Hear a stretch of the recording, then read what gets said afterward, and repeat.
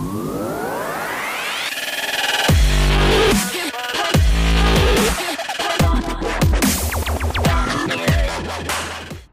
everyone, it's Rob, the Generation X Gamer here, and today I'm going to be talking about the state of Star Wars Battlefront as well as some Battlefront news. We're approaching 1 year since the launch of Battlefront, and while the game has been a success and players are passionate about the game, including myself, with this being my favorite game, the current state of the game leaves me feeling let down. As the game ages, it's inevitable that a player base will begin to die down. However, we are seeing the player base shrinking at a much faster pace than I envisioned.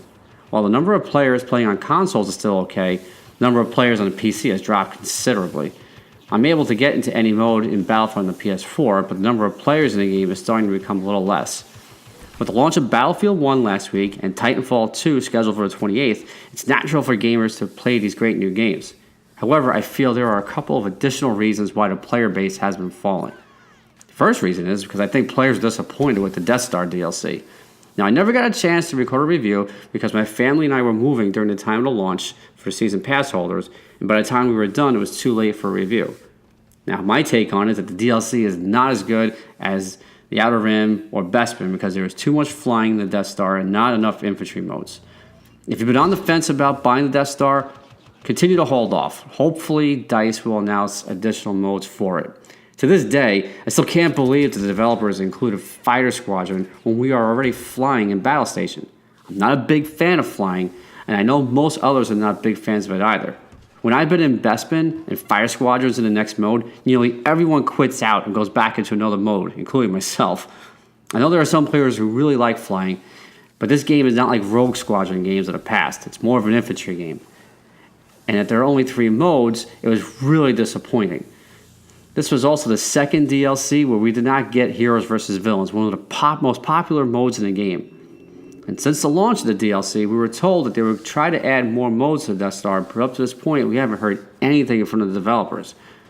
Cargo and Droid One would be perfect modes for the interior maps of the Death Star, and with the lack of these modes, plus so much flying, it left us feeling let down. Now, it's not to say that the DLC wasn't so bad. The maps are gorgeous. The exterior shots of the Death Star are amazing. I wanted that whole look at the size of this thing moment, and you get that during the trench run.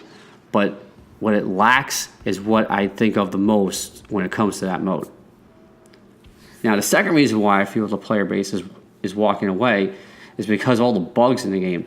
Since the launch of the Outer Rim, whenever an update is released, more issues pop up. Now let's run down some of the more prevalent issues plaguing the game as of today. Well, the FPS issue on PC has occurred a few times after updates and is back again. We have the multiple hero bug and walker assault that makes the mode a drag to play, and I dread going into it. After the launch of the Death Star, Supremacy was practically unplayable because you would lose the connection to the server on all platforms.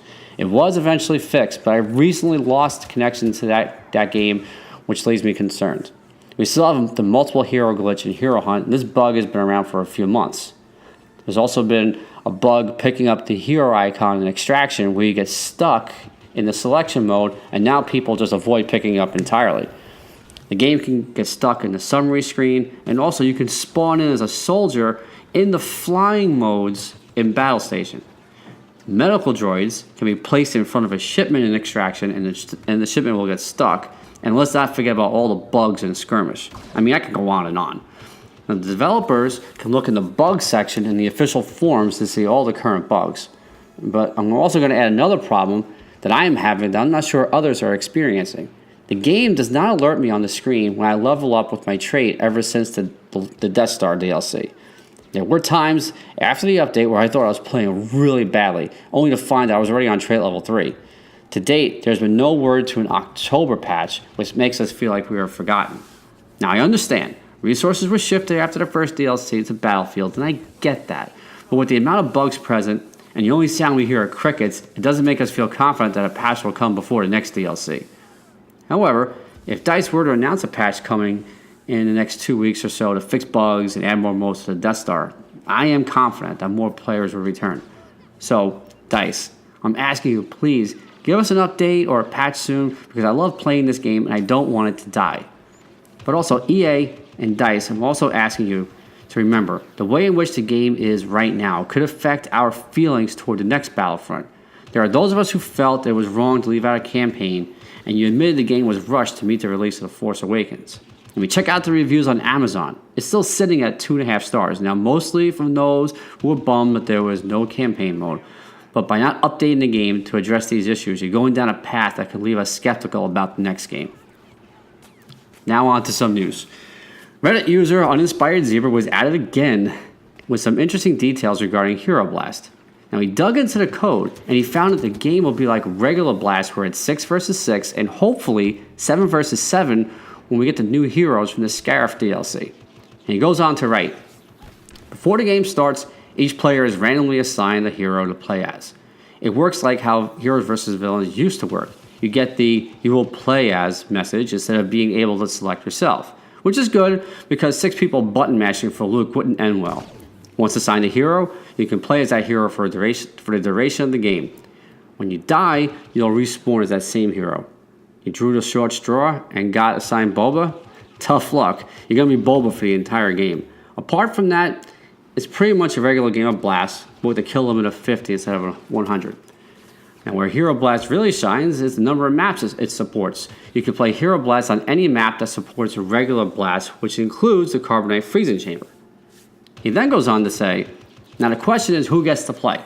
Each game has an option to restrict it based on a DLC license.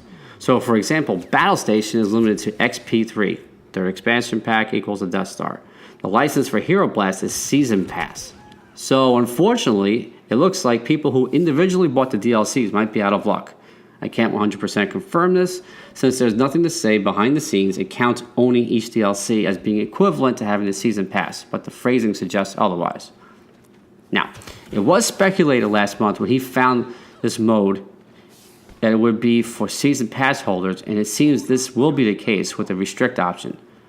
But if you bought the 3 DLCs separately, and I'm not sure why you would and not just get the Season Pass, you should have access as well. It will be interesting to see how DICE pulls this off or just makes it available to Season Pass holders. Now, I agree with others who feel that some DLC owners would not be happy and will complain, but it'll be a nice gift for us Season Pass holders, kind of like a thank you. Either way, for us Season Pass holders, it looks like it'll be a blast to play, and no pun intended there. I really like that DICE will assign a hero to a player as opposed to everyone picking one. As he states, it'll prevent all the button mashing and get you to play with heroes you haven't played as in a while. I'm sure some players will complain, but I feel it'll be better for everyone. I'm curious though if people will stop playing Heroes vs. Villains after Hero Blast is released. Lastly, since it could be for Season Pass holders, the game can rotate through all the Blast maps from the main maps to DLC maps, including Carbonite Freezing Chamber and the Death Star, and this is really going to be a great addition. Let me know in the comments what you feel is the state of Battlefront and what your thoughts are regarding Hero Blast. Please like, subscribe, and share this video. More updates to come, and please check out my other videos as well. Generation X Gamer out.